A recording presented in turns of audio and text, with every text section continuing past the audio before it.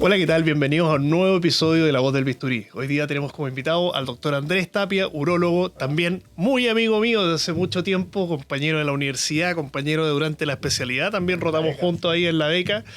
Es urólogo, trabaja en el Hospital Parroquial San Bernardo, es docente de la Universidad de los Andes y la Universidad Autónoma.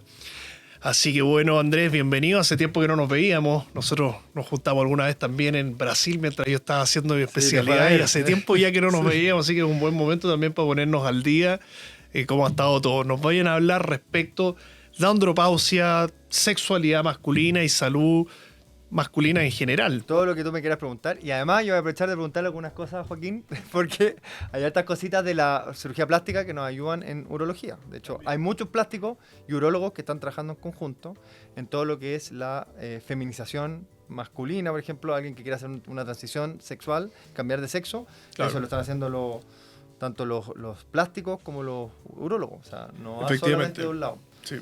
Yo sé que no es tu área, pero por ahí algo pues como no, sin lugar a dudas. Bueno, y de hecho yo creo que también el tema urológico en general, para todo el público, muchas veces es un tema tabú que no se habla, que no se sabe, que se tiene desconocimiento, que muchas veces no se consulta producto de eso. Y bueno, la idea también es levantar algunos temas de manera que la gente sepa un poco de estos temas y si tiene que consultar, no tiene que consultar, si son problemas, no son problemas, etc. Mira, yo encuentro que eso es un re buen tema porque pasa lo siguiente. Cuando tú eres niño, hasta los 15 años, tú tienes el control con el pediatra. Siempre. Pediatra hasta los 15 años. Después, si tú eres mujer, te tienes que hacer el Papa Nicolau cada 3 años, según ministerio, o ojalá todos los años desde que comienzas tu actividad sexual. Si te embarazas, vas a tener los controles sanos del embarazo. Pero siempre estás en contacto con un ginecólogo o una matrona o matrón. Después, sobre los 65 años, tienes los controles del adulto mayor. Entonces la mujer está cubierta.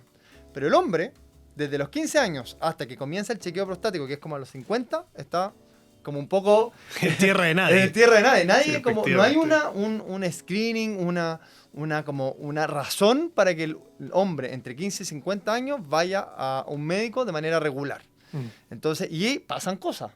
O sea, a esa edad se puede producir el cáncer de testículo, por ejemplo, que si tú no le enseñas que se tiene que autoexaminar, puede pasar perfectamente colado, porque un tumor de testículo es una lesión dura en el testículo que no duele.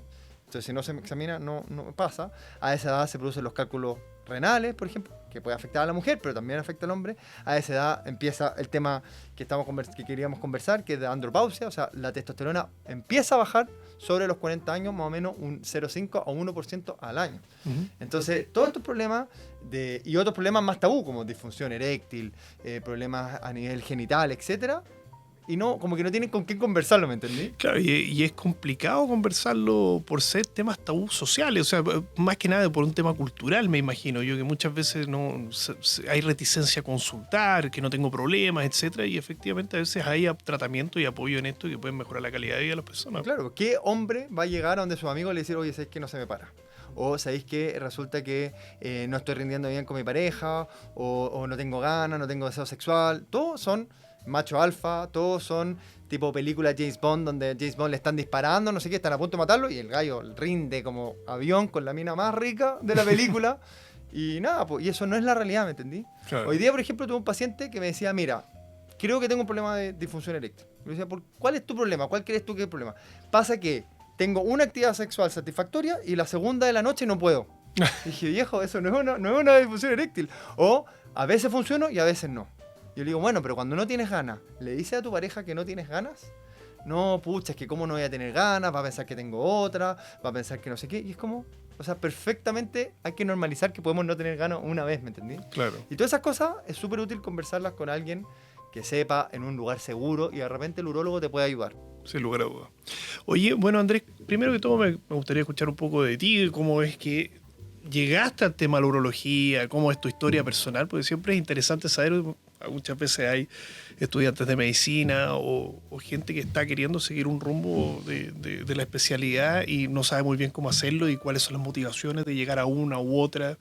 ¿Cómo más o menos fue tu camino a donde estás ahora de ser urólogo ya formado y trabajando, y es el sueño de varios que están en la escuela de medicina recién estudiando en estas cosas? Yo me acuerdo, antes de que te perdiéramos en la cirugía plástica, tú quisiste estudiar urología, en algún momento un pasado lo pensaste. oculto que nadie lo sabe, pero sí. Sí. Lo que pasa es que la urología es una especialidad muy entretenida. ¿Por qué? Porque es una especialidad que tiene mucho lado médico, como manejo del paciente en sala, en consulta, que tiene patología médica donde uno tiene que en el fondo pensar mucho en cómo va a solucionar el problema con el paciente, que no necesariamente es algo que tienes que operar, y tienes mucho lado quirúrgico. Los urólogos, junto con los ginecólogos, son los que partieron con la laparoscopía, es donde el robot ha tenido su mayor éxito. O sea, el robot es para la prostatectomía radical. O sea, ese es el lugar donde el robot más se ha desarrollado.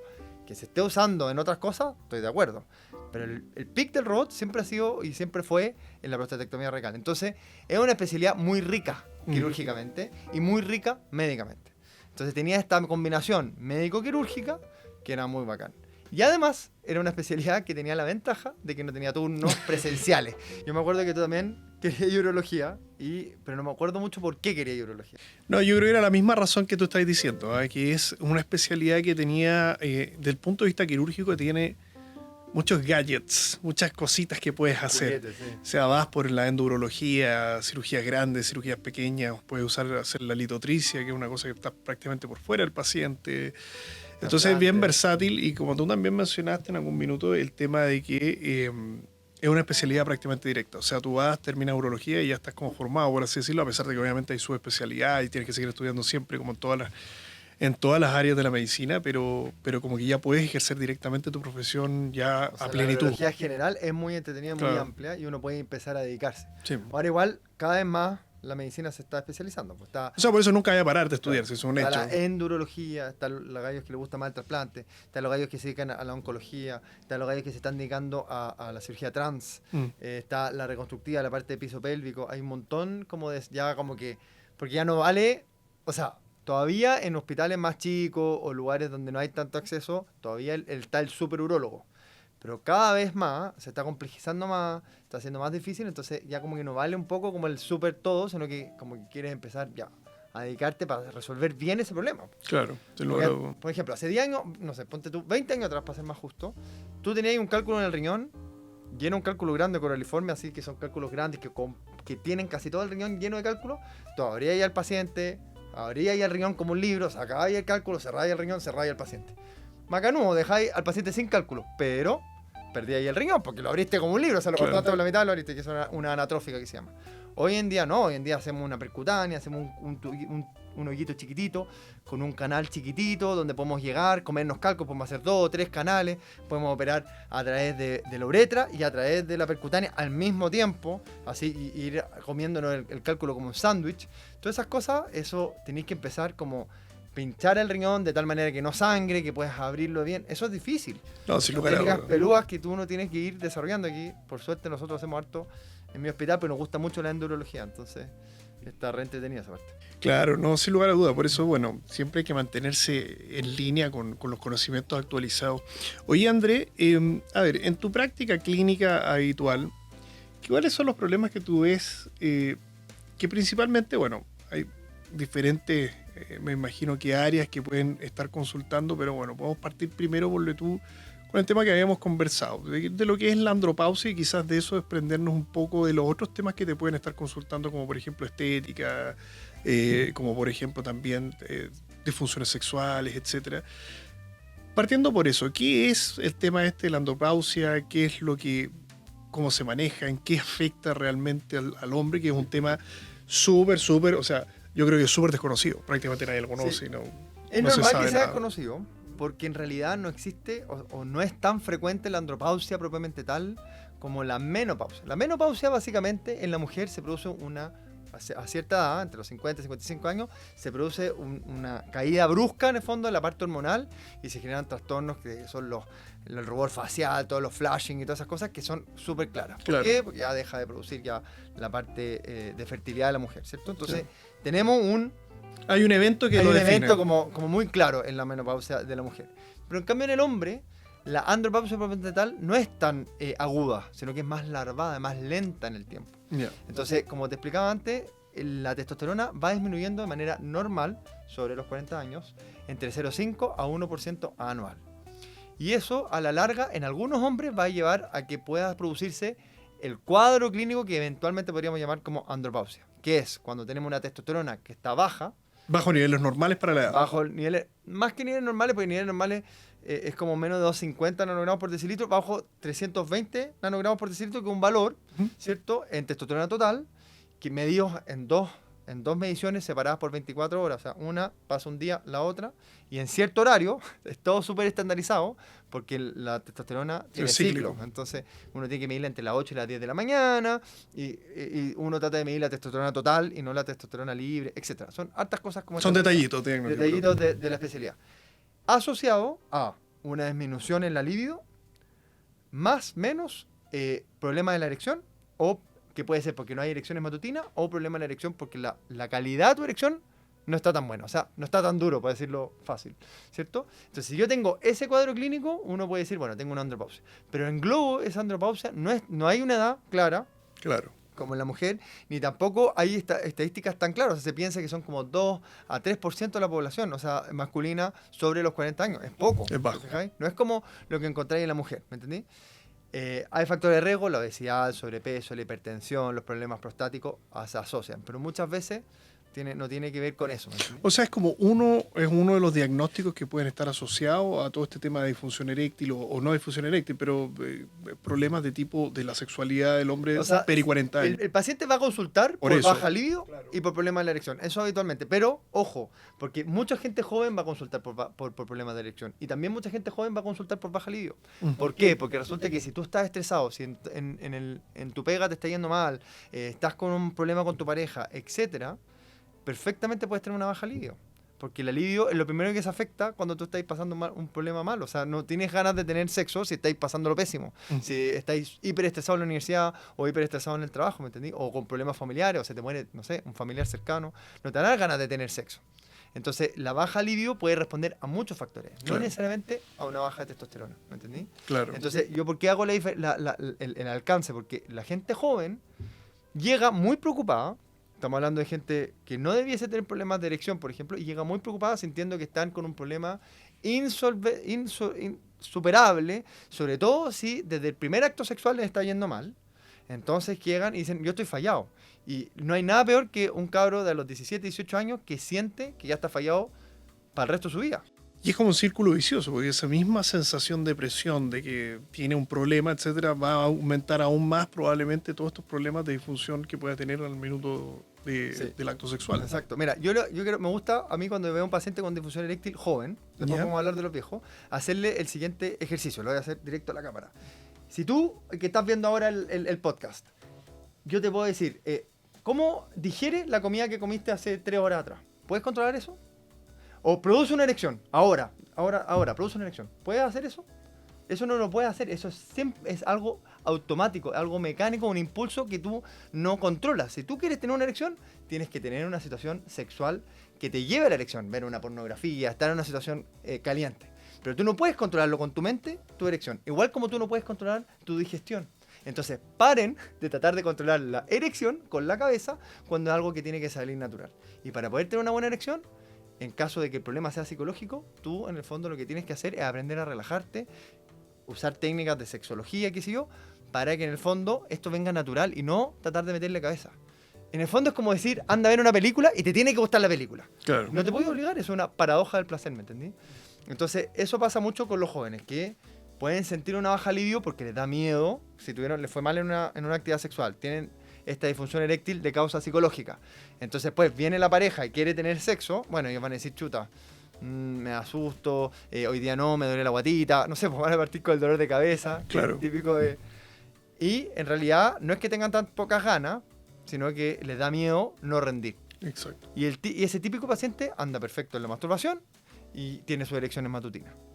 ¿Ya? Pero ojo, porque tú se lo decías al paciente, ¿cómo andáis en la masturbación? Andáis bien, ¿cierto? Porque en el fondo te pasa con la pareja y dicen, ya, llegan a la casa, no, voy a ver y me tiene que ir bien la masturbación, me tiene que ir bien. Entonces también se genera, claro, un círculo ahí como... Sí, es un tema complejo. Presión, sí, es súper complejo. Oye, y tú lo divides... Eso en los jóvenes. Eso, tú lo divides en jóvenes y en sí, porque mayores. Cuando tú tienes un paciente mayor, pasa lo siguiente, para que se produzca la erección, tú tienes que tener que llegue sangre al pene, o sea, el canal, la cañería tiene que llevar la sangre hacia el pene, porque el pene se llena de sangre y se produce la erección. Tiene que ir la señal nerviosa por los nervios, por las neuronas, llegar hacia, mandar la señal y decirle al pene, eréctate. Tiene que tener un buen nivel hormonal y no tienes que tener alguna situación externa, como por ejemplo el uso de droga o el uso de algunos medicamentos antihipertensivos, etcétera, que te pueden afectar la erección. Entonces yo necesito esos componentes para producir una erección. Entonces, si yo tengo un paciente sobre los 40, 45 años, que tiene sobrepeso, obesidad, que tiene dislipidemia, o sea, tiene colesterol malo, los triglicéridos malos, y se me puede estar tapando la cañería porque no está llegando porque en el fondo el colesterol se forman placas de colesterol en la parte arterial, ¿cierto? No llega la sangre al pene.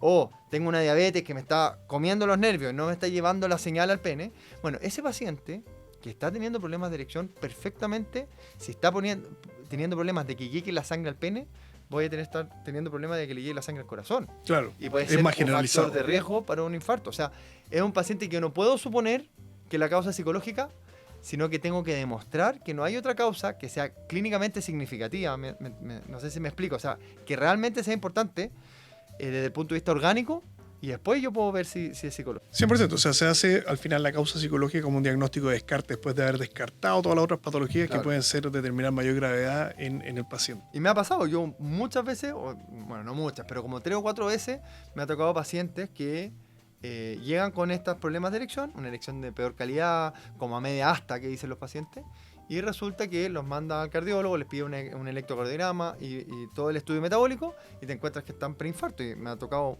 2 o 3 pacientes que han llegado a coronariografía. Ya han consultado por esta otra situación. Y consultaron por esta situación. Mira, oye, interesante, sí. y en la población joven, ¿has visto? Porque hay una cuestión indudable. Suena raro de hablar de los jóvenes porque yo me siento joven también, pero los más jóvenes, del tema de que, bueno, el consumo de droga está desatado. O sea, yo creo que esa cuestión ya es también un tema tabú que nadie habla en ningún lado, pero yo creo que el consumo de droga dentro de la población de 20 años debe ser una cosa increíblemente alta. Por tanto, me imagino que todo este tipo de consulta de disfunción, etcétera, tiene que estar bastante aumentado. O sea, tiene que ser realmente un problema para muchas personas. Muchos quizás no consultan producto de lo mismo, pero muchos deben estar con esa presión de no tener una sexualidad plena producto de lo mismo. ¿Es así o no? ¿Tú lo has visto en tu práctica o no es tan así? Mira, yo pregunto siempre por droga, porque a nosotros estudiamos juntos, o sea, nos enseñaron siempre a preguntar. Entonces yo pregunto por alcohol, droga y tabaco. Son 3 preguntas que son básicas. Y en lo que me ha tocado ver en la práctica, hay 2 drogas que son muy utilizadas. Uno es el éxtasis, la pasti, y el otro es la cocaína, el jale, etc. Con respecto al éxtasis, el éxtasis sí genera problemas de erección. O sea, la gente que consume éxtasis, en el fondo lo que está consumiendo es una sustancia que se llama MDMA, que lo que hace es liberar de manera forzosa serotonina. Entonces tú tienes la serotonina que está acumulada, yo no soy neurólogo, pero es más o menos lo que he leído. Tú tienes serotonina que está acumulada en tu neurona, llega a esta sustancia y la libera de manera brusca y te eleva, no sé cuánto, pero 100, 200 veces los niveles de serotonina normal que debería estar dando vuelta en tu cuerpo. Entonces se genera una sensación de placer muy grande, y el éxtasis tiene, a diferencia del MDMA solo, que es el M, tiene además anfetamina, que es lo que usan el Ritalin, lo que usan la gente para concentrarse. Claro, un derivado y cafeína. Entonces mezclan 2 superestimulantes con un superestimulante de la serotonina. Entonces, nosotros cuando tratamos, por ejemplo, eyaculación precoz, lo que hacemos es darle inhibidores de recaptación de serotonina. O sea, aumentamos la liberación de serotonina a nivel neuronal para que el paciente pueda tener un mejor control del impulso, del reflejo de la eyaculación. Imagínate si eso lo hago con una droga que lo hace de manera muy leve, mucho más controlada. Tú lo llevas a una droga que te libera 200 veces, no sé, por decir un número, no estoy seguro cuánto es el número, pero te eleva muy rápido, muy fuerte la serotonina. Ese paciente nunca va a eyacular y probablemente va a tener problemas de erección, porque en el fondo no va a poder lograr una buena erección con esa sustancia. Entonces, ¿qué hacen? ¿Qué crees tú que hacen?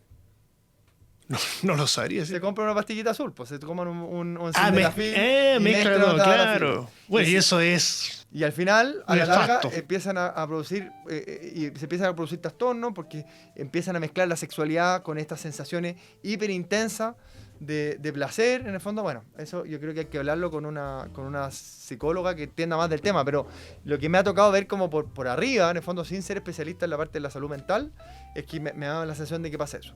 Y lo otro que pasa es la cocaína, que la cocaína te produce ese efecto de ponerse bien duro, ¿cierto? Los pacientes están así. Y eso lo asocian también al uso de inhibidores de la fosfatasa 5, que son el Viagra, el sildenafil o el tadalafilo. Y eso es un factor de riesgo para producir priapismo. Y el priapismo es una erección mantenida del pene, que si es más de 4 horas, o sea, si tú tienes una erección de más de 4 horas, tienes que tener cuidado porque se empieza a producir lo que se llama un síndrome compartimental del pene. Entonces la sangre que se llenó, el pene se llenó de sangre. Y esa sangre, como está en el pene, no se está oxigenando, no hizo el camino de vuelta, pasó por el pulmón, se oxigenó y se volvió a reemplazar, sino que se quedó como estancada en el pene. Entonces empieza a producir una hipoxia, una disminución de ese nivel de oxígeno en la sangre del pene, y esa cuestión a la larga se produce un priapismo, y un priapismo hay que resolverlo, hay que una emergencia, claro. Se produce después de 4 horas de erección mantenida, y es una emergencia que hay que lavarlo, incluso hay que operarlo, y puede llevar, en casos graves, a tener que poner una prótesis de pene para solucionarlo después. Entonces, la mezcla de sustancias es grave, es complicada, y sobre todo en la gente joven que empiezan a... Se automedican. Se automedican y además empiezan como a perder, siento yo, y esto es una opinión personal, empiezan a perder un poquito los límites de entender qué es una relación sexual sana, qué es tener actividad sexual, no sé, con una pareja que le importe, o con alguien que tiene una conexión, a hacer esa conexión químicamente con una droga, y después se pierde un poco el sentido sexual, y al final están preocupados porque tienen disfunción eréctil, porque nunca supieron que era tener una buena actividad sexual, ¿me entendí? Claro. Sin lugar a dudas, bueno, no soy lo primero, pero yo creo que igual pero... eso es algo un poco de sentido común. O sea, se puede llegar a eso a través de sentido común. Yo creo, efectivamente, si has tenido estos problemas desde siempre, has estado mezclando puros drogas y sustancias, etcétera, y no has logrado nunca una sexualidad plena, obviamente no conoces la realidad de lo que es, pues, y eso sí te va a afectar a relaciones futuras. Oye, pero ¿tú has notado un aumento en eso o no, en ese tipo de consultas? Sí, mira, lo hemos visto, ¿sabes? Principalmente porque se asocia a ITS. Entonces, hay un aumento de las ITS, principalmente de las ITS como la sífilis y de la uretritis. La uretritis, gonorrea y clamidia. También asociado a una pérdida del miedo al VIH, porque ya la gente no le tiene miedo al VIH. Está muy bien, el VIH no tiene que ser un tabú, tiene tratamiento, tú puedes vivir sano y ser normal si tienes VIH, pero el no tenerle miedo al VIH hace que la gente le dé un poco lo mismo. Existe el PrEP, que es esta pastillita que ayuda a prevenir el contagio del VIH. Entonces, de las infecciones de transmisión sexual que más crónica, que más susto da, es el VIH. Si las demás te dicen son tratables, claro, como que decís, bueno, si la tengo, me la trato, ¿me entendí? Sí. Entonces eso lleva a que uno tenga aumentos de sífilis, o sea, ha habido un aumento sostenido en la sífilis en Chile y en el mundo, y de algunas uretritis, principalmente gonocócica y clamidia. Mira. Que eso a la larga, además, aumenta el riesgo de que te den otras ITS como el VIH. Si tú tienes una uretra que está inflamada con gonorrea o clamidia, que da menos síntomas, porque la gonorrea, por último, es bien sintomática, da pus, como que el pene vomita leche condensada, bueno, ahí como que vaya a consultar, pues, ¿me entendí? Pero si tú tenías una clamidia que da un poquito de síntomas, que por ahí puede haber un poquito de secreción, pero no es tan claro, como que me pica la uretra, como que me arde un poquito al hacer pipí, pero bueno, es aguantable. Entonces esos pacientes tienen la uretra inflamada, y esa uretra es mucho más receptiva a que se entre un virus como el VIH, por ejemplo, entre medio. Entonces, en la ITS que hemos visto estos aumentos por la despreocupación en gente más joven, también se asocia obviamente a las drogas que te quitan las barreras, como en el fondo de miedos y de vergüenza frente a tener actividad sexual. Entonces se entregan nomás. Claro. ¿Cachai? Más fácil, entre comillas. No sé si es más fácil, pero es como que ya tener sexo ya no es más fácil aún. O sea, tenéis las aplicaciones que llegar y poner match y listo, ya sabéis si le gustaste o no. Y además tenéis la droga que te desinhiben a la persona. Entonces, puta, ya está como... Es la mezcla perfecta, sin lugar a dudas. O no sé si perfecta, pero perfecta para el caos. No, por eso digo, claro. Es la tormenta perfecta. La tormenta perfecta. Oye, Andrés, bueno, en esa es la parte que me imagino que es una parte importante de tu consulta, todo lo que es lo que hablamos, difusión eréctil y todo. Respecto a la otra área que tú mencionabas, de tema del punto de vista genital, la apariencia y también cómo afectan eso un poco al paciente.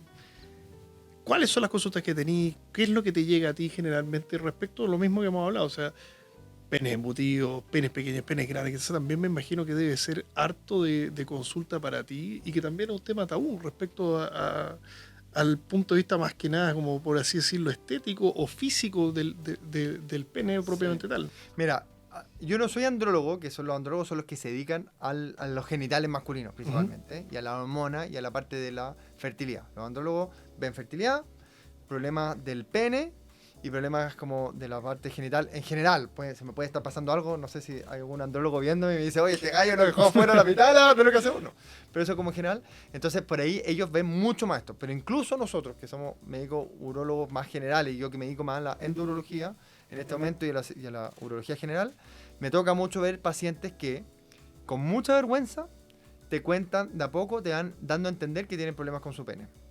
¿Ya? Principalmente con comentarios como, por ejemplo, lo va a examinar porque me toca hacer el tacto rectal y el tacto rectal sobre los 50 años, lo va a examinar y el paciente dice, doctor, se ha achicado con el tiempo, yo no era así. Como que te dan un comentario como que a pito de nada, ¿me entendís? Como que te lo dicen y ahí uno empieza a darse cuenta que, o una vez me pasó un paciente que tenía que hacer una cistoscopía, que una cistoscopía es meterse en una camarita por el pene y mirar la vejiga por dentro, y de repente, te juro por Dios, esta cuestión me impresionó, un paciente de 63, 64 años, yo estaba con alumnos, porque en el hospital tenemos docencia, y el paciente se pone a llorar cuando le toca hacer la cistoscopía. Y le digo... Antes de que hiciera cualquier cosa. Antes de que hiciera cualquier cosa. Yo ya lo conocía, lo había visto, estaba con sangre en el pipí, entonces tenemos que hacer la cistoscopía. Le digo, y se pone a llorar. Un hombre mayor, así, que trabaja en la construcción. Y me dice, doctor, lo que pasa es que yo estoy deforme. Y le dije, ¿por qué está deforme? No, porque lo tengo muy, muy chico. Y que él trabaja en la construcción, y entonces me hacen bullying en la construcción, mis compañeros de la construcción. Mi señora siempre me ha dicho que no sirvo para nada, pero tengo muy chico. Chuta. Y al final, lo peor de todo es que tenía un pene normal. O sea, el promedio es de como 13 centímetros, que tampoco es una cosa que la gente imagina que el promedio es como 20, no. El promedio son 13 centímetros y tenía un pene poquito menos del promedio probablemente. Pues eso hay que verlo, 13 centímetros en erección. Y el gallo estaba pasando lo pésimo, o sea, tanto así que se puso a llorar frente a la posibilidad de que lo viera yo con los alumnos, ¿me entendí? Que eran 2 alumnos que estaban ahí. Es que uno nunca sabe cómo afectan estas cosas a las personas y hay tantas personas dando vueltas con un karma tan grande producto de algo como lo que dices tú, que ni siquiera es un problema per se o sea, estadístico prácticamente es normal, pero para él el sufrimiento día a día es tan intenso. Imagínate lo que puede ser para esa persona el día a día, ir a trabajar y que lo molesten todo el día por eso, o ir al baño en público y que lo vean. Entonces, la calidad de vida se ve afectada, pero impresionantemente en esa persona. Sí. Un sufrimiento diario. Entonces, es súper complejo. A propósito de eso, subí yo tengo una red social, Dilo ahí para que te puedan... Se dedica harto a la educación médica respecto a urología y tiene varios posts informativos, son muy entretenidos. Y lo que más me interesa es que sean siempre como en base a la evidencia. Entonces, ayer subí uno sobre el tamaño del pene, porque algo que ya me estaba dando vueltas, que lo había escuchado, y es tipo de conversación tipo, de repente, de carretes, como que te dicen, oye, no, el pene pequeño, ¿qué se puede hacer para agrandarlo, etcétera? Bueno, yo creo que, francamente, yo creo que ese es un tema de prácticamente todos los hombres. O sea, es como, todos lo han pensado alguna vez. Se transforma en un objeto de virilidad, o sea, sí, pues, ¿qué más viril? Es cosa ver los monitos que tienen así el pene, o sea, los indios pícaros. Claro, los indios pícaros es un objeto de virilidad, de masculinidad, ancestralmente en el fondo. Entonces es un tema. ¿Y qué es lo que pasa? Que me puse a revisar la evidencia, como para poder hacer un post que tenga como base la evidencia, y en el fondo salía que mucha gente le importaba desde el punto de vista psicológico esto, tanto en el mundo heterosexual como en el mundo homosexual. En el mundo homosexual, el paciente que tiene el pene más pequeño tiende a asumir un rol mucho más receptivo, pasivo, entre comillas, porque cree que no lo van a aceptar desde el punto de vista de tener un rol más activo. Y eso hay un paper del británico, que lo tengo, que habla sobre eso, o sea, sobre encuesta y todo, y cómo los gallos, dado un poquito un poquito menor autoestima por el tamaño de su pene, prefieren tomar el rol de receptivo. Y bueno, y está bien, no pasa nada, pero en el fondo... No, claro, pero determina algo en él. Claro, porque por ahí el gallo le gustaría ser versátil. Sí, pues. Pero no se atreve a ser versátil porque siente que no lo van a pescar. Claro. Del otro lado. Y en el punto de vista de las mujeres, en el punto de vista de la parte heterosexual, hay varios estudios que demuestran que la mujer, por ejemplo, si quiere una pareja a largo plazo, prefiere que el pene sea promedio, no que sea un pene gigante. ¿Por qué? Porque se genera vaginismo, se genera dolor, se genera otra molestia. Sí, hay estudios, ese mismo estudio que habla de eso, dice que para un encuentro esporádico, qué sé yo, por ahí podrían preferir uno más grande de lo normal, pero no uno gigante, sino que uno más grande de lo normal por la novedad. pero para parejas estables, por lo que tú quieres como para, no sé, hacer un proyecto de vida, o tu pareja, tu pololo, tu marido, qué sé yo, prefiere un pene más normal, de un tamaño normal. Y en ese sentido, es mucho más importante para ella el grosor, que es largo, pero más importante que todo eso es el juego previo, Claro. el cuddling después de la actividad sexual, es todo el tema del sexo oral, los besos, qué sé yo. Hay un montón de cosas, en los juguetes, explorar en sex shops y todo. Y eso me da mucha risa porque yo lo leía en el estudio y decía, son los mismos problemas, las mismas problemáticas de la consulta. O sea, la gente me dice, oye, tengo, por ejemplo, el tema de disfunción eréctil. Tengo problemas de disfunción eréctil, ando mal con mi pareja estable. Yo estoy enamorado de mi pareja, yo quiero a mi pareja, no quiero a otra persona, no estoy jugando por fuera. En verdad quiero estar con mi pareja. Pero no nos está yendo bien en la parte sexual. Y yo les digo, bueno, ¿ni una sex shop? No. ¿Cómo vamos a hacer eso? ¿Y qué posiciones usan para tener sexo? La misma de siempre, de hace 20 años. Bueno, que fome, po. Claro, no Tenéis que explorar, tenéis que buscar cosas entretenidas, spice it up a little bit, como dicen los gringos. Como, algo más entretenido, no sé. ¿Me entendí o no? Sí, claro. Y eso es mucho más importante para la mujer y al final para el hombre también, porque el hombre lo va a pasar mejor y se va a sentir menos presionado. ¿Cachai?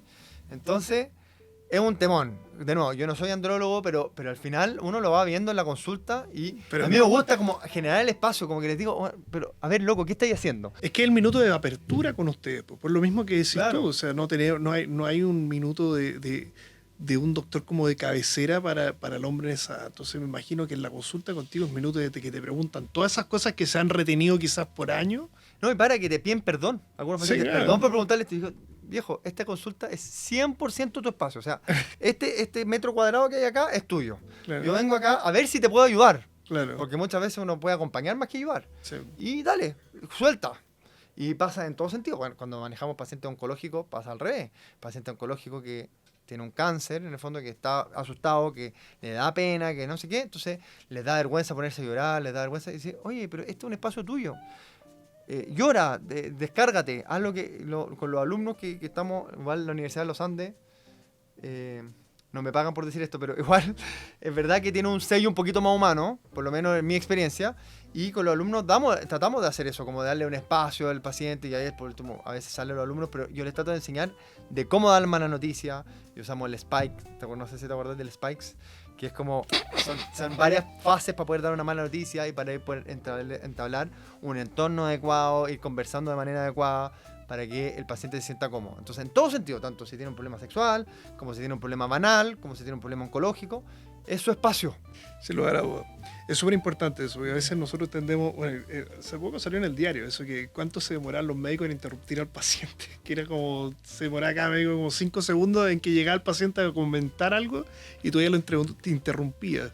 Y lo importante es que es darle el espacio, porque efectivamente en el momento de liberación y el minuto que tú de repente intervienes, como para pararlo con algo, se corta todo eso y se corta ese proceso de liberación y catarsis que puede tener el paciente. Entonces, sí, es súper importante el apoyo de su espacio. Con el medio culpa que a veces uno está atrasado, a veces hay un montón de pacientes, tiene lista de espera. Bueno, no siempre uno puede dar todo, pero uno trata de ir seleccionando ese paciente que lo necesita. Igual yo aprovecho de preguntarte a ti, porque de repente debe pasarte que llega una persona que no tiene ningún problema estético y te viene a decir, oye, sabes que yo tengo un rollo acá y que nada, no, pero me lo quiero sacar. No sé cómo esa parte, cómo lo manejan ustedes los cirujanos plásticos, porque de repente tenéis que también orientar al paciente y decirle, oye, tú estás perfecto, no necesitas hacerte nada.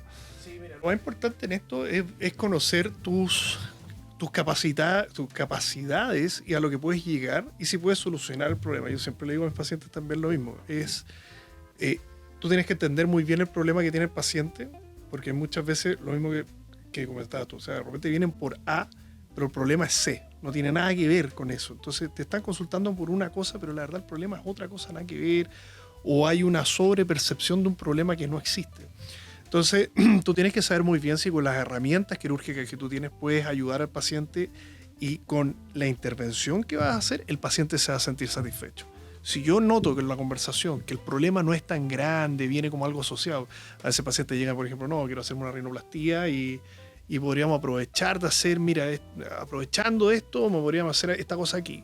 El aprovechando eso, bueno, ¿te molesta realmente? ¿Es un problema para ti? Porque si no es un problema, no lo hagamos, ¿me entiendes? O sea, creo que es mucho más importante solucionar los problemas que realmente aquejan al paciente y tener claridad de que en el minuto de la intervención que uno va a hacer, lo vaya a ayudar realmente. Si eso se da, entonces yo digo, ok, démosle hagamos la cirugía. Y bueno, y Pero si manejar no, las expectativas también. y sin lugar a duda, bueno, eso es parte de también, que Eso sí que es muy nuestro, ese sí que es Porque nuestro yo gran me equivoco, problema. mira, yo tengo un paciente que tiene un problema, un cáncer de próstata, y pasa algo, se complica alguna cosa, o pasa alguna cuestión, bueno, tenía un cáncer, ¿me entendí? O sea, está ahí operando un cáncer, pasó algo, el riesgo que estamos dispuestos a asumir, porque el paciente tiene un cáncer, porque el paciente se puede morir de ese cáncer, o le puede producir problemas funcionales de su cáncer, entonces asumimos un riesgo y pueden haber complicaciones porque siempre existen. O sea, Sí. ¿qué nos decían cuando chicos? Un cirujano que dice que no se le complica a los pacientes, o opera muy poco, o miente, porque no existen las no complicaciones. No, claro, una complicación de un 1%, si tú operas 100 pacientes, vas a Es tener un uno. caso por lo menos. O sea, pueden ser bajas, están estudiadas, estamos preparados para resolver las complicaciones porque las estamos pensando antes de que ocurran, pero pueden pasar, ¿cierto? Entonces, eso yo creo que es muy difícil en la cirugía plástica y por ahí, llevado a la urología, todas las expectativas que pueden tener cuando quieren hacer un agrandamiento de pene o hacer un engrosamiento de pene, que yo no lo hago por lo menos, pero sé que existe y hay andrólogos que se dedican a eso. Y bueno, ¿cuál es la expectativa que tú tienes? Porque si ya tienes un pene normal y quieres agrandarlo más, ¿por qué lo quieres agrandar más? Claro. ¿Qué esperas de eso? ¿Tener mejor actividad sexual? Por ahí el problema de la sexualidad es otro, no tiene que ver con el tamaño del pene. Bueno, claro, sin lugar a dudas, eso efectivamente tiene una relación en lo mismo que es el control de la expectativa. O sea, saber realmente qué es lo que está buscando el paciente, por qué lo está buscando, cuál es el objetivo que quiere llegar, cuál es la expectativa que tiene la cirugía. Si es que no, que con esto voy a tener mejor una relación mejor con mi pareja, por ejemplo, que no tiene nada que ver, pues, probablemente. Entonces, sin lugar a dudas, tú tenés que definir eso muy bien antes de poder hacer cualquier intervención, porque después de una intervención no hay vuelta atrás.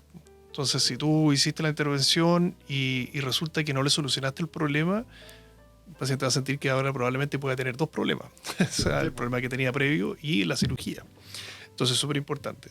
Bueno, quería agradecerte, Andrés. Muchas gracias por estar acá, compartir con tu gran elocuencia y simpatía todos tus conocimientos y tu visión en esto, que como te digo, yo creo que es un tema bien tabú, que no está tan explorado, que muchas veces no se habla, y creo que estos movimientos son buenos para poder ir normalizando estos temas, que la gente se dé cuenta que a veces es necesario ir a consultar. Hay cosas que son normales, cosas que a veces pueden ser un poco fuera de lo normal y que eso vale la pena ir a consultar para poder ir a solucionar los problemas. Y creo que nunca es malo buscar el apoyo. ¿Ya? Yo creo que los urólogos hacen una gran labor ahí en hartos grupos de personas que andan muchas veces perdidos pensando que tienen problemas o que los tienen y no consultan por miedo, etcétera. Entonces creo que es una gran especialidad por lo mismo. Sí, a mí me gusta mucho que rompe tabú. Como que en el fondo, yo no entré a la urología pensando en eso, me di cuenta después, me di cuenta sobre todo cuando ya me recibí y tuve consultas en la cual empecé a ver que, porque uno en el fondo cuando está en la especialidad te preocupáis de operar, o sea, lo que más hacía, operar, porque lo más te gusta, y uno en la vía hospitalaria, propiamente tal, estáis viendo mucha patología compleja, cánceres, cálculos que se complican, pero cuando tú vas al lado más de consulta más general, como esa típica consulta que uno tiene cerca del hospital, pero que no es el paciente hospitalario, ahí te empezáis a descubrir todos los fantasmas que tiene la gente.